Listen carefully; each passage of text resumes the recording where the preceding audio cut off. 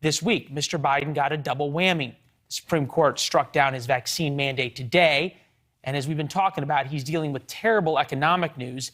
The American public are worried. When asked how concerned people are about inflation, 92% are. You can't get 92% of Americans to like and agree on a flavor of ice cream.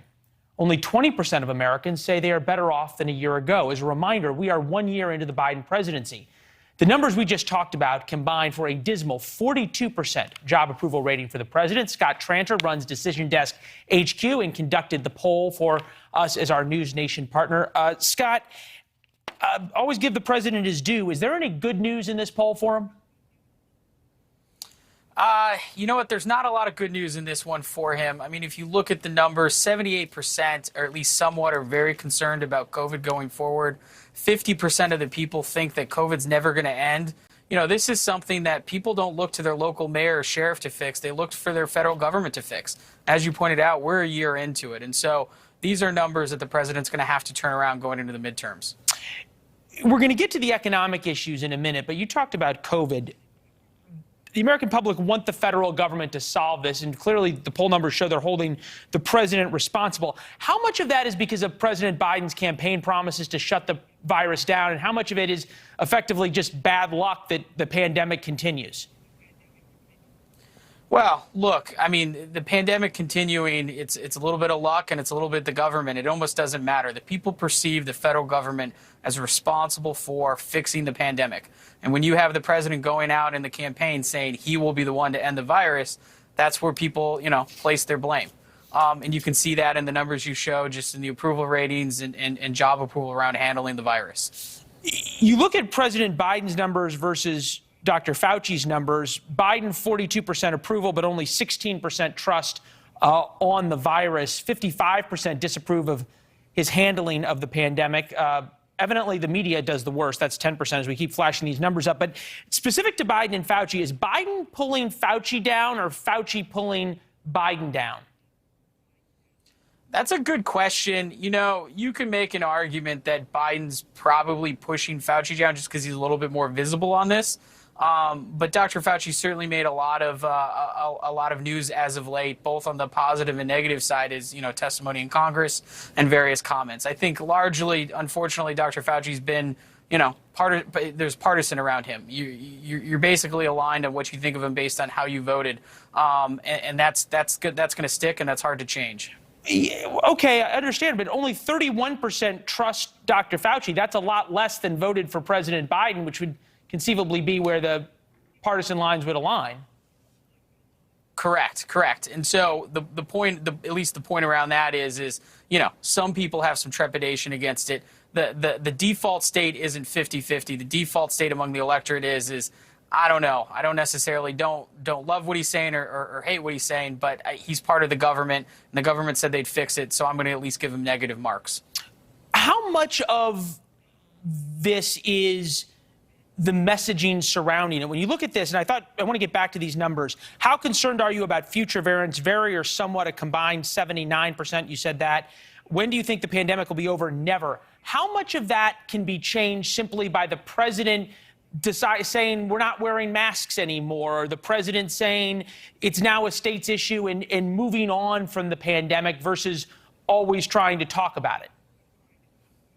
Yeah, no, you bring up a good point. I don't know how much the opinion will change if you say those things, but when you have 78% of the people, somewhat are very concerned, and 50% of them saying it's never going to end, you do have to start giving people light at the end of the tunnel. You do have to start talking about, hey, when we reach these metrics, then we don't have to do these types of mitigating factors, whether it's masks, whether it's school closures, whatever it may be. That's how you get people to move from, hey, I don't think this is ever going to end, to, okay, now I know what we have to do as a community and society to change this, right? You got to start talking about the end, and then you'll see those numbers change. Yeah, we have a epidemiologist on in a little while from Johns Hopkins to talk about exactly what those metrics should be. But you found that the biggest problem facing the country is not COVID. COVID's 41%. Inflation is 45%. Does that prove the old James Carville line, it's the economy, stupid? Absolutely. It was crazy. It was in the grocery store the other day trying to buy milk, just like everyone else. I like my cereal. and a gallon of milk was $8, and I didn't have the choice I had before. That's exactly what people are looking at, right? They look at the news and they COVID and all these other things, but when they start visibly seeing I am paying significantly more for stuff that I've normally bought, that's when they start getting worried, especially when you look at wages are not increasing as fast as inflation. 7-8% inflation, we haven't seen that in 20 or 30 years. And that hits people every day. Every time they want to buy something, they feel that, and that's what this poll is picking up. As you're talking about this, we're seeing pictures not of high prices, but of empty shelves.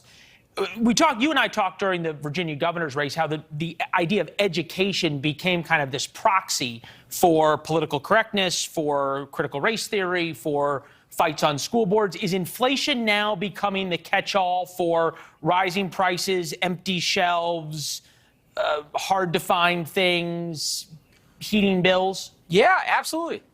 And the funny thing is, in this poll, we asked them people at unemployment. There's not very many people worried about finding a job. Everyone can find a job, or at least it seems the vast majority of people who want to find a job can find it. And so if you can find a job and get paid, now you're worried about, am I getting paid enough to afford the things that I want to buy? Whether that be a gallon of milk, whether that be a car, whether it be a computer, whether that be a vacation. And I think that is, inflation is the new proxy for the economy. And until it starts tamping down, I don't see this issue going away anytime soon. And it could certainly be with us through the midterms. Yeah, we had on one of President Obama's economic advisors who talked about how inflation's going to stop. We just don't know if it's going to stop soon enough to make a difference for President Biden in 2024. The more immediate concern for Democrats is 2022, the midterms. Now certainly less than a year away, about 10 months. The congressional generic ballot, which is would you vote for a Democrat or would you vote for a Republican? Republicans right now are up about 3 points. 2010, Republicans picked up 6 Senate seats, 63 seats in the House. Right about now, they were a little less than 3 points ahead. Can this turn around quickly, or are these numbers baked in, and how unusual is it for Republicans to be ahead? It is. Let's start with the last piece first. It is unusual for Republicans to be ahead in the generic ballot, and it is even more unusual that they're this far ahead, this far out. The only thing we've learned in politics is, things can change on a dime. So we might be having a different conversation 6 months from now, or even 8 or 9 months from now. But if the election were held today, the generic ballot implies that the Republicans will have a very good election night, both in the House and the Senate. Yeah, it's just not something we see a lot. Yeah, hard for inflation numbers to turn around just because of the way contracts are written and everything else. Real quick, Scott, phenomenal poll, fascinating information. Sometimes afterwards you look back at the numbers and say, oh, if only we had asked this. What would you want to ask that these numbers informed us needed to be asked? You know what? I would have done your question a little bit earlier about, okay, what do people want to see out of the government? What will change people's mind from the 50% of the people who said COVID's never going to get better? What would they want to see to change their mind? And a little message test around that, because that is the important question. How do you get people thinking positively about the economy going forward and positively about their outlook? Because if I were the Democrats, that's what I would want to. I would want to know that. So that was the message going forward. What would you want to hear from the government on the pandemic? I think you just wrote our social media question for the day, Scott, at Leland Vittert on social media, Instagram, Twitter, and Facebook. Good to see you, my friend. Thank you. Fascinating information. Thanks for having me. Yeah, great work. All right. Is there a science or medical reason, perhaps, rather than a political one, to explain the numbers we just talked about? Why the American people don't trust the CDC, Dr. Fauci, or the president? One of the most sanguine voices on the pandemic has been Dr. Amesh Adalja, senior scholar at the Johns Hopkins Center for Health Security. You and I have been talking for almost exactly 2 years. Were you surprised when you saw that only 31% of Americans trust Dr. Fauci, 16% trust Dr. Biden on the pandemic? No, I wasn't surprised, because if you're out there interacting with people, working in hospitals, you know that there is a lot of mistrust of public health authorities. And that's been going on now for 2 administrations. This is something that we've noted was really unique to this pandemic, where politics has gotten wrapped up into this. And many people are confused about the guidance, confused about where we stand, and confused about the goals that we're trying to achieve in our public health enterprise to fight COVID. And you make an excellent point that if you replaced President Biden's picture with President Trump's picture, there's no reason to think you'd have a higher poll result there in terms of how many people trust him on the pandemic. Is this gotten to the point of being dangerous that people have such little confidence? It's definitely dangerous because we know that trusted public health authorities, subject matter experts are who we're going to rely upon when we're dealing with this pandemic, when we're dealing with the next infectious disease emergency. And if that trust isn't restored, if it continues to be at this low level, that really puts all of us in danger, because if the general public isn't listening or doesn't want to listen or is tuned out or only sees things through a tribal filter, depending upon what tribe they're part of, that's going to make it worse in terms of the management of any infectious disease or public health emergency in the future. And we will have more public health emergencies. And I think we have to work really desperately to restore that trust, because this breach is something I have not seen in Ebola, not seen in 2009 H1N1 or with anthrax. This is really a major fracture that we have, and it's going to come back to haunt us. It seems as though there's no way to regain that trust without changing the people behind in front of the camera on this one, correct? I'm not sure what the solution is. I've not seen this type of kind of animosity towards public health people. And we saw Dr. Fauci testifying to that a couple of days ago in the Senate, the death threats. And, even I get death threats and nasty emails and things in the mail. That's not something, that I expected.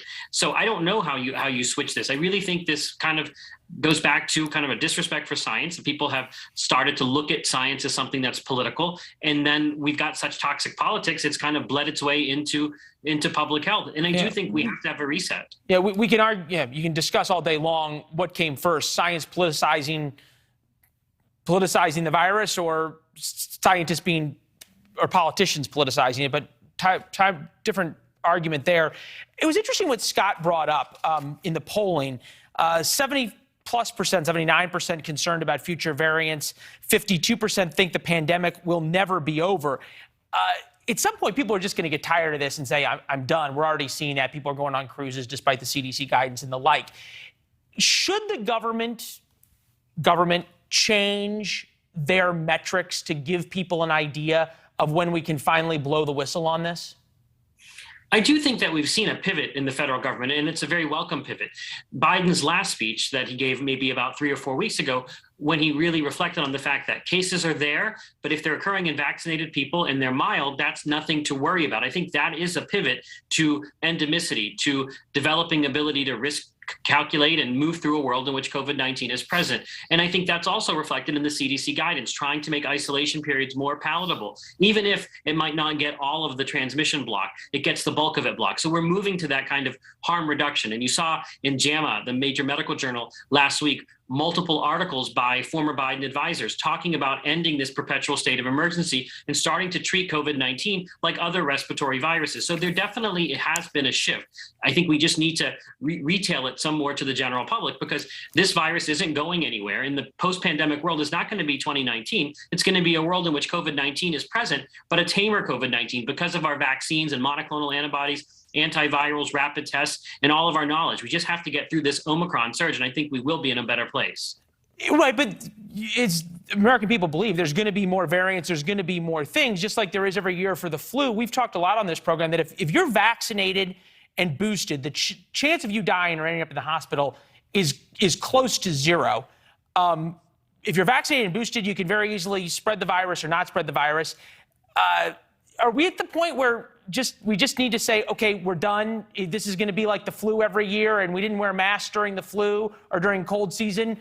Why would we do it for something that's equally not deadly? I do think we need off-ramps for some of the public health mitigation measures. What's holding it back is the fact that we have hospitals that are still in crisis, hospitals worrying about their capacity to care for patients, worried about their staffing.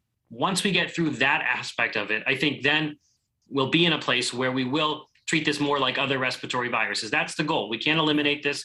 We can't eradicate it. It's just about getting these hospitals through this Omicron surge. And I think then we'll get to the world that you're envisioning. I think we'd all like to get there. And you've been a steady hand guiding us there. Thanks, Doc. Thanks for having me. Yeah. Now to the big news that the Supreme Court blocked the Biden administration's vaccine mandate. So president's been pretty clear. He wants to get shots into arms. How could he do that? Ian Samuel, former law clerk for Justice Antonin Scalia, with us now. Ian, you called this, Professor, spot on. The mandate for healthcare workers lives. The mandate for big employers dies at the Supreme Court. If you were advising President Biden, what kind of mandates could he put in now, say domestic air travel, that would survive this Supreme Court? Well, thank you. And I'm glad that you said it because, of course, I'm too humble to bring up the fact that your viewers, they got the straight dope way before everybody else. But so when you look at the Supreme Court's opinion in the OSHA case, when they said why this mandate for all employers to have all employees vaccinated if they had more than 100 employees, they said that goes way too far. But what they also said is there might be specific industries. There might be specific domains where this would make sense. But this is a kind of across the board, kind of no distinctions. Everybody has to do it. And that's not an occupational health and safety standard. So if you had, for example, specific industries where people were mostly in, indoor locations with, like low ventilation, maybe schools, or maybe, you take it off the list. As you said, air travel is a little closer to the line, right? Because we know that planes are very well ventilated, but people are there for quite a long time and in pretty close quarters. In other words, more targeted mandates for these vaccine requirements, the Supreme Court did not rule those out. And that is why the healthcare worker one survived. It's because there was a reason for it. That if we're going to pay you to treat our Medicare patients, we'd like you to not kill them. And hospitals are, after all, in closed quarters. So, okay, that makes sense. But just any business with more than 100 employees, including, if you have a landscaping business, right? If you run a large, maybe a graveyard, right, with more than 100 employees where almost everybody's outside most of the day, you got to get all those people vaccinated too. That's just, I'm sorry, but the benefit of the doubt there that you'd ordinarily receive, that given that you guys have been clowns on this whole thing, doesn't go to you, and it's just a close case and no thank you. So if I were advising them, I'd say, let's pick some specific industries with a lot of people that are in closed quarters with low ventilation and issue more targeted rules, maybe by agencies that regulate those sectors, right? That you could certainly do, and I think the Supreme Court left the door open for that. They left the door open for that. Would there be,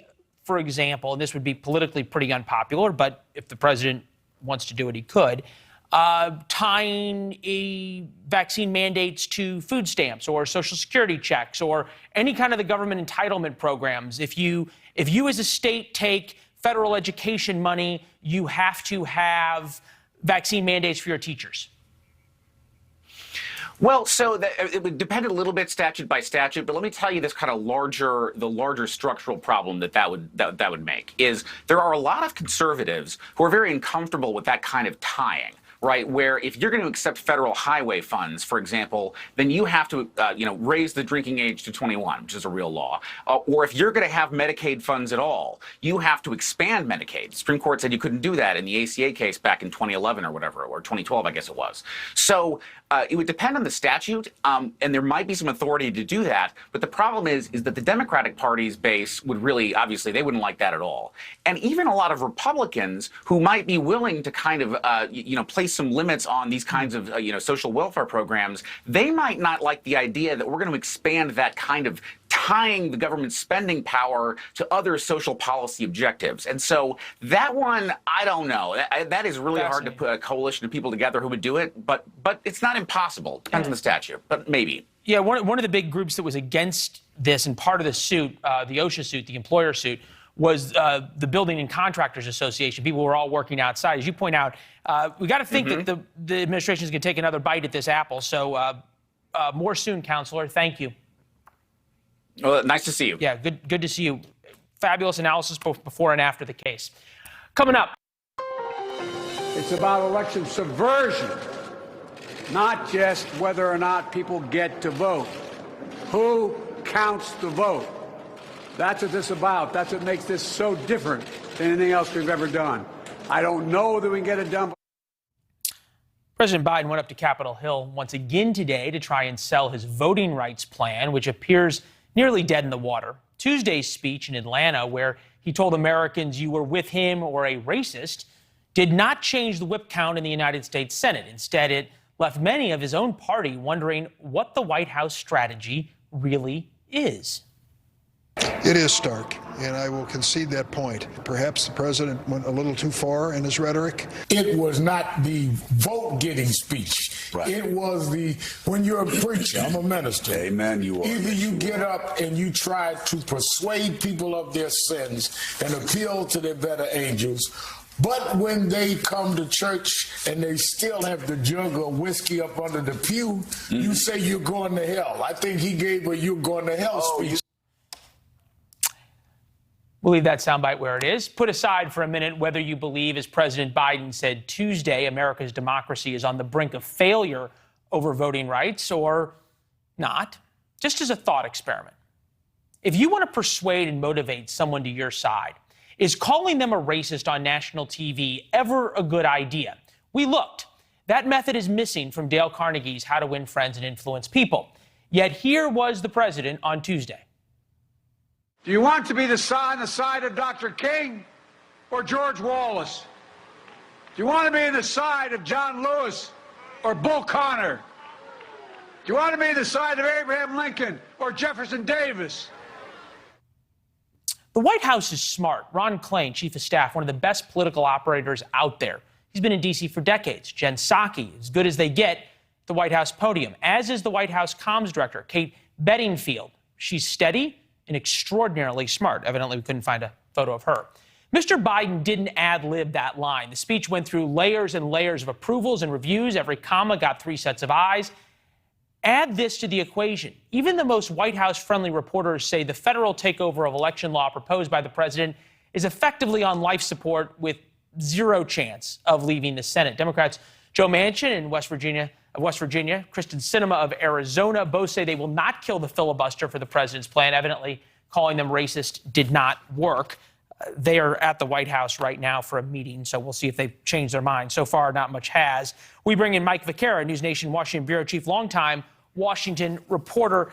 Put aside the policy for a minute. Do we understand, is there a strategy behind the scorched earth rhetoric? I think there's an obvious strategy, or at least some obvious conclusions to come through to Leland, and that is they have determined this 1 hour, 27-minute meeting with Sinema and Manchin, Senator Sinema and Manchin at the White House tonight, notwithstanding, that at least Manchin is ungettable. And look, Joe Manchin has staked his identity, his political identity, in a state that went to President Trump in the last election by, I can't even remember, 40 points. On opposing what Democrats want to do in terms of the president's agenda on Build Back Better and voting rights. I think it answers its own question. I mean, when you have a 58% disapproval rating, that's not just underwater, that's a deep sea dive, as President Biden does. And you have activists within your own party, the base of your party, the people you depend on to get out the vote, that handed you control of the Senate by delivering Raphael Warnock and the other Georgia senator, whose name escapes me right now, Ossoff, John Ossoff, to the Senate and giving the Democrats the majority in the Senate. When they boycott your speech on a core Democratic value like voting rights, then you know it's time to throw some red meat to the base. And I think it's part of a piece with the speech that he gave in Statuary Hall last week on January 6th and the speech he gave at Morehouse College in Atlanta, that he has simply decided he has got to fire up the base if Democrats stand any chance of minimizing losses in the fall. Leland. Yeah, I guess you make a good point. Also, it creates the straw man argument, right, of who he can then blame in the fall for losses of, say, hey, look, this is what I told you about all the people who didn't vote for me. He's already losing people, right? Tulsi Gabbard, Democrat from Hawaii. Hillary calling tens of millions of Americans deplorable was divisive and disgusting, but Biden has gone further, calling those who disagree with his actions and policy domestic enemies, traitors, and racist. Biden promised to unite us, but he's doing all he can to divide us. Is she on an island as a Democrat being that strong? Yeah, I mean, in the great Venn diagram of supporters and gettable voters, Tulsi Gabbard probably lies, and her constituency probably lies somewhere outside of what Joe Biden really needs at this point. And he needs to fire people up. There's no question about it. I mean, Joe Manchin and Kirsten Sinema will not vote to change the filibuster. And here's the dilemma that Chuck Schumer and Biden face right now. They say they're going to bring it to a vote anyway. Whether to try to change the Senate rules, they're going to lose that vote. So here's the, President Biden came outside of that meeting with Democrats on Capitol Hill today and conceded defeat. And so the question that begs is, are they going to try to force this vote and not only put Sinema and Manchin on the spot? It's really not putting Manchin on the spot. Manchin would gladly take that vote. But what about Mark Kelly in Arizona? What about Maggie Hassan in New Hampshire? These are Democratic senators up for re-election. Another one in Nevada. Do they want to make them walk that plank and take these tough votes? And that's going to be what they're going to have to decide in the next couple of days here as Martin Luther King's birthday, the holiday. Their deadline for having that vote approaches, Leland. Yeah, well, they blinked on making Democratic senators take that tough vote when it came to Build Back Better, which you talked about as well. It's interesting because President Biden seems to be losing on two fronts, right? He's not getting his agenda passed, and he's also breaking his promise from the inauguration about a more civil presidency. Take a listen.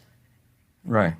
Let's end this uncivil war that pits red against blue, rural versus urban, conservative versus liberal. We can see each other not as adversaries, but as neighbors. We can treat each other with dignity and respect. We can join forces, stop the shouting, and lower the temperature. We've got 30 seconds. Does the White House see any danger in this scorcher rhetoric? Well, the other way hasn't worked. The unifying rhetoric hasn't worked. And to a certain extent, Joe Biden, there are circumstances, Omicron, the emergence of Omicron, the resulting, the shortages that we see on the empty shelves in the grocery stores, really appalling images. We can argue about who's responsible for the astronomical inflation rate. But so these are events that have conspired against him, and whether he's not partially or fully or not at all responsible for them, this is the hand he is dealing with right now, and he has got to retrench. He has got to hit on core Democratic values if Democrats are going to stand any chance of, again, minimizing their what are probably going to be significant losses in the fall. Yeah, just trying to get a win somewhere, even if it's a rhetorical one. Vic, great seeing you, my friend. Thank you very much. Okay. Yeah, awesome. Right. We want to know what you think. When do you think the government should declare the pandemic is over? One of the issues the president's dealing with. Tweet, message, Instagram, Twitter, TikTok, Facebook, at Leland Vittert. Some of your thoughts about last night's question next.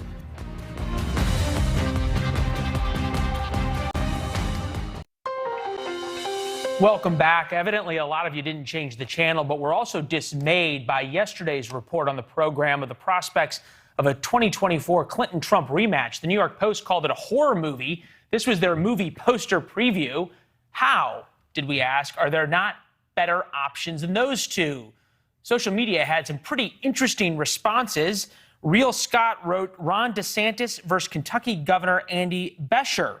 Interesting. Rachel Petito wrote, we need to set age limits. I really think we need younger individuals in places of political power. There are age limits, Rachel, for being an airline pilot, but not a politician. That would require a constitutional amendment because the founders really never dreamed there would be a class of career politicians. Matt Branson on Instagram, Tulsi Gabbard, he said, is a far better option. Interesting idea. We just talked about her a little earlier. She ran in 2020, not very successfully. And as we pointed out, she remains an independent voice in the Democratic Party. We've invited Tulsi Gabbard on in the past, and we hope she takes us up on the invitation. Social media question for tonight. What do you want to hear for the government to set a standard on when we can end the pandemic and all get back to our normal lives? Love to hear from you on that issue. Dan's next. I'll see you tomorrow night. Thanks for watching. Click the red subscribe button below so you can get more of NewsNation's fact-driven, unbiased coverage.